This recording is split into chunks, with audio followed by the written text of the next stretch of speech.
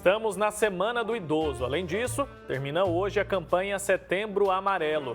Por isso, nós decidimos unir os dois assuntos e convidamos a doutora em psicologia Fernanda Zacharewicz para falar sobre a saúde mental, os efeitos da solidão e os riscos de depressão entre pessoas que estão na terceira idade.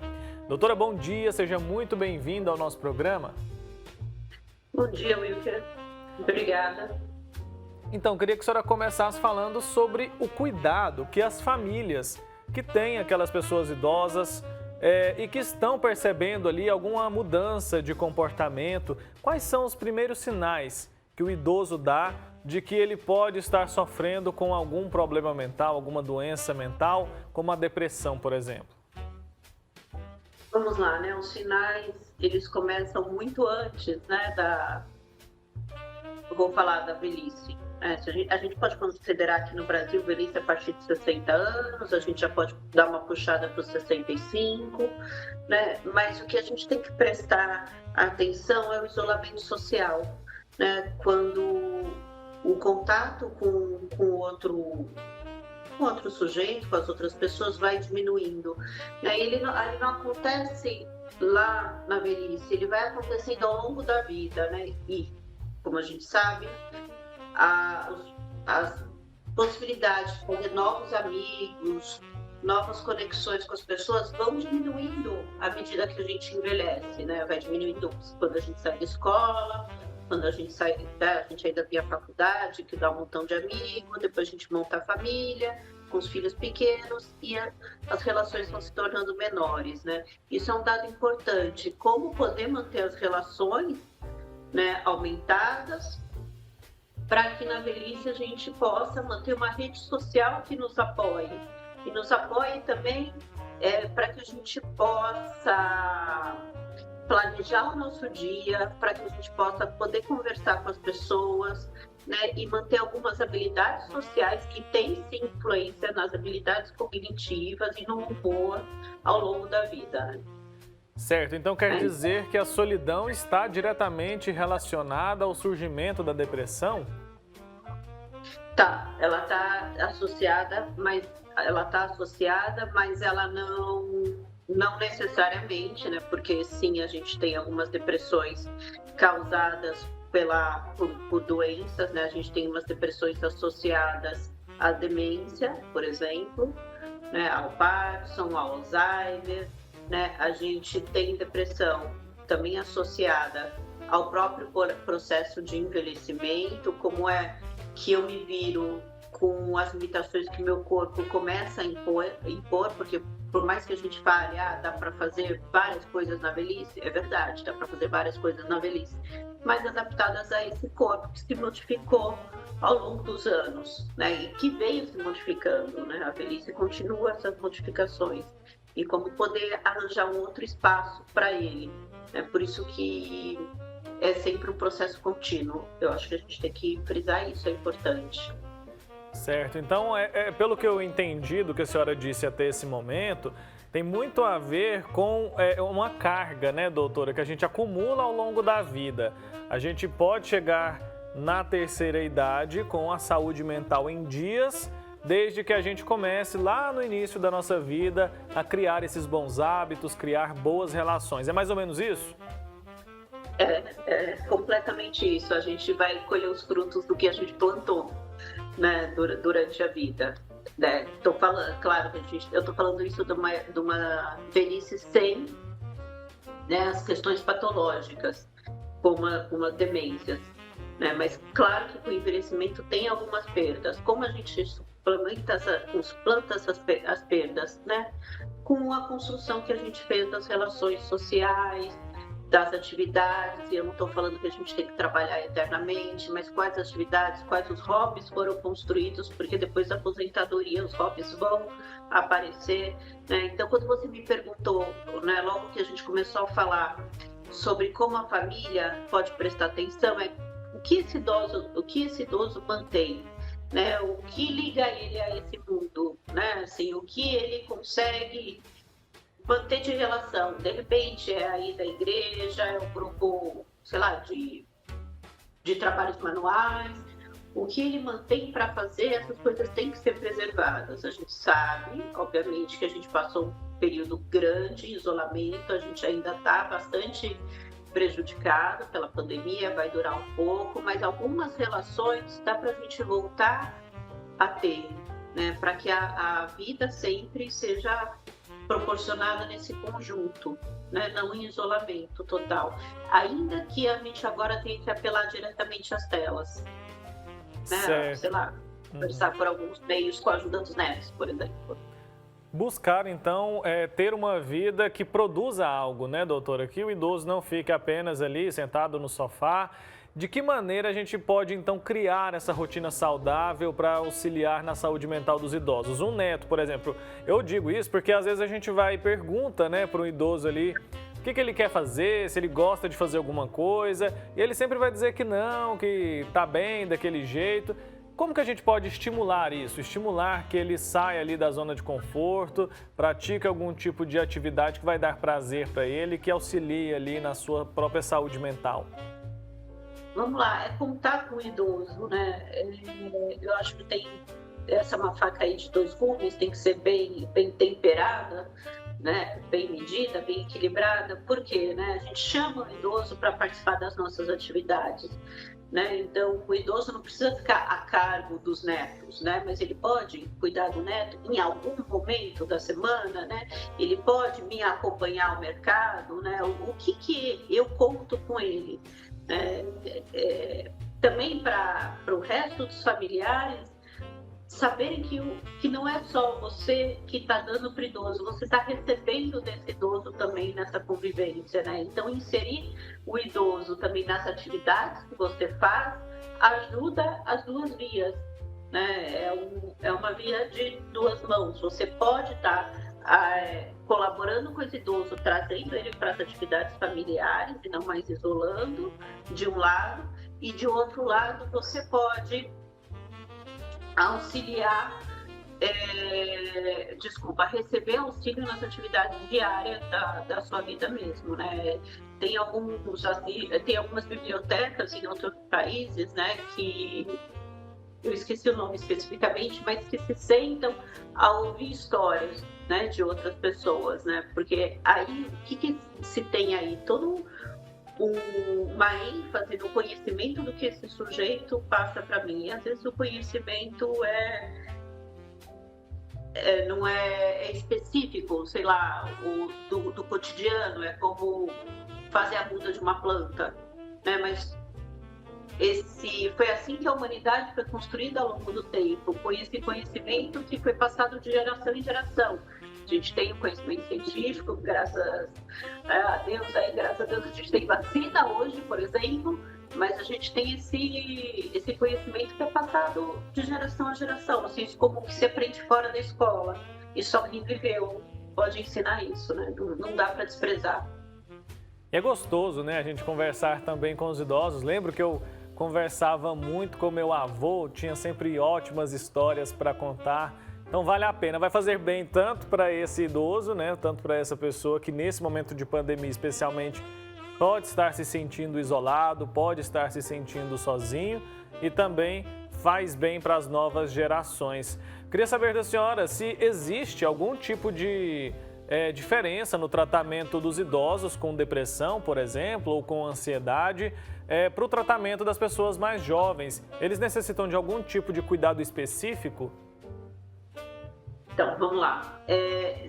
Eu não estou aqui me referindo às demências, tá? Uhum. Mas, então, se eu estou falando de um envelhecimento saudável, não tem nenhuma diferença. O que a gente escuta é sempre esse sujeito. E é o legal de quando a gente escuta os sujeitos idosos na clínica, né? Eu sou psicanalista, na clínica psicanalítica, a gente ouve os mesmos sonhos, os mesmos anseios que a gente ouve do sujeito, sei lá, de 40 anos. Tudo bem, é diferente do de 20, porque não tem essa perspectiva de montar carreira, etc. Mas as perguntas fundamentais do sujeito, de qualquer ser humano, estão ali, né? O que eu faço vale a pena, né? O que é o amor, como eu sou amado, né? Como eu me relaciono com o outro, quais as brigas do meu dia a dia, né? Quais as dificuldades que eu tenho para seguir vivendo bem, né? Isso percorre todas as faixas etárias. É muito interessante, então, escutar o idoso, escutar ele como um sujeito, né? Primeiro ele é, sei lá, o João, a Maria, a Beatriz, né? E depois ele é um sujeito que envelheceu, né? Mas ele teve a sorte de poder envelhecer, né? Porque ele chegou a uma idade avançada, a gente tem que considerar isso uma sorte. As atividades manuais, o artesanato, porque elas podem ser positivas, podem ajudar os idosos. Fazer parte, por exemplo, daqueles grupos de idosos, sabe? Que se reúnem ali para fazer crochê. Isso é positivo? É muito positivo. As atividades manuais é muito positivo para os idosos, né? Porque é um momento de interação social, né? E vamos lá, é um momento de interação social, mas não só, né? Ele é positivo, as atividades, os trabalhos manuais, né? Muitas vezes colocado em segundo plano pela nossa vida tão dinâmica, que o trabalho intelectual é posto lá em cima e o manual degradado, né? Prejudicado. Não, o trabalho manual, ele dá um outro tempo para a pessoa, ele tira a pessoa da pressa, ele concentra, né? Ele ajuda depois a você fazer manualmente as atividades da vida diária, né? Ele exercita esses músculos mais finos da coordenação motora, que muitas vezes, ainda mais, sei lá, as gerações mais novas, no teclado o tempo inteiro, né? Estão prejudicadas com isso e concentra ao longo tempo. Além de criar esse ambiente social com que isso pode ser compartilhado.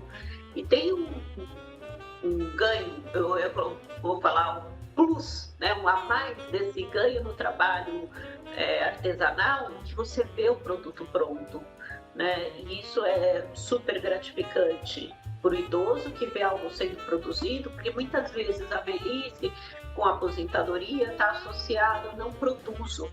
O que eu produzo aí para a sociedade? Então, o trabalho manual também traz isso, né? Você termina uma toalha, por exemplo, tá lá, sua toalha está feita, você está vendo e põe no uso, né? Porque é alguma coisa de uso que está sendo presenteada aí para a comunidade em qual você vive, né? Você pode fazer esse trabalho em conjunto, como é um trabalho de equipe, por exemplo, para fazer uma concha, você reúne várias dessas características, o social, né, esses trabalhos manuais, a concentração, o produto que você entrega para o ambiente que você mora ou para a sociedade com a qual você compartilha mais perto aí as suas vivências. Tudo isso tem tem facilidades aí para poder continuar a inserção num grupo social. Doutora Fernanda, muitos idosos têm deixado de lado essas atividades manuais, que a senhora acabou de mencionar aí, e se apegado mais às telas, né? Às telas do celular. Não é raro que a gente veja ali pessoas de 70, 80 anos teclando. Isso pode ser positivo ou isso é negativo? Qual que é a avaliação que a senhora consegue fazer dessa troca? Vamos lá. Né? Não vamos colocar as telas aí na berlinda, né? As telas, sim, eu fico pensando quando a gente viu os memes, que todo mundo viu, as fotos da gripe espanhola de 1918, das crianças coladas no rádio nessa época, tentando ouvir as aulas. Então, sim, as telas facilitaram a nossa vida hoje, proporcionaram algum encontro social, né? Bem que não é corpo a corpo, a gente gosta, né, de um corpo a corpo, gosta de sentar e tomar café com o nosso amigo, né, mas as telas têm proporcionado essa interação, né? Proporcionado, por exemplo, um idoso imigrante pode falar agora com seu parente, sei lá, italiano, que ele não via há 40 anos. Agora isso é possível, né? Talvez isso não fosse possível, as cartas mal chegavam, como era isso? Então, sim, as telas têm um lado bom. Agora, dá para combinar, né? É igual o tempero, o sal é necessário, muito estraga, né? As telas são necessárias e vão aí temperar a nossa vida, muito estraga. Como eu posso fazer disso, entrar no meu dia a dia e não tomar o meu dia a dia, né? Fazer isso poder fazer parte. E outra coisa, as telas, né, em geral a gente tive que pedir ajuda agora para poder entender como muda a tela a rotação da tela do meu celular, né? Bom, e isso eu poderia pedir ajuda para, sei lá, uma criança mais nova que provavelmente faria isso sem nenhuma dificuldade. E o que eu posso ensinar para essa criança? Então, o próprio uso da tela pode ser de interação, né, com o outro. Passa aí um neto de 17 anos ou um vizinho de 20 anos, você fala, olha, me ajuda aí com a minha tela, como eu faço para conectar, como eu faço para usar tal coisa, e de repente, né, eu ensino tal coisa também, outra coisa que eu sei de mim, né? Então, vamos lá, não dá para as habilidades sociais dá para fazer, né? Eu faço tricô, por exemplo, né? Dá para fazer tricô conversando na tela com um colega seu, né? Como isso na pandemia também ocorre essa troca, né? Essas telas foram necessárias para diminuir o sentimento de solidão que foi muito forte durante todo esse período, ainda está sendo, mas principalmente no ano passado e no comecinho desse ano, né? Até a gente poder ter um grande grupo vacinado. Então, no fim das contas, as telas, a tecnologia, ela tem o lado positivo, pode ser uma grande aliada, né, doutora? Desde que a gente use elas ali com sabedoria. Agora, para os filhos e para os netos que estão nos acompanhando, qual é a maior reclamação que a senhora consegue identificar ali dos pacientes idosos dentro do consultório? Do que eles mais se queixam? Eles se queixam da possibilidade de estar atrapalhando o dia a dia da família. Como inserir o idoso nessa família sem ser peso, né? Sem ser aquele que está ocupando o quarto, que poderia ter sido o escritório na pandemia. O que ele colabora com essa família, o que ele colabora também de conhecimento intergeracional. Muitas vezes a situação não é fácil, mas não é fácil porque é um outro sujeito, porque é outro ser humano. Lidar com outro ser humano é sempre difícil, né? Seja ele qual idade for. Né? A gente, quando eu tenho mães que acabaram de ter bebê, elas falam dessa dificuldade, pacientes, né, que se tornam mães, acabaram de ter bebê, falam dessa dificuldade de como é lidar com esse bebezinho que nasceu.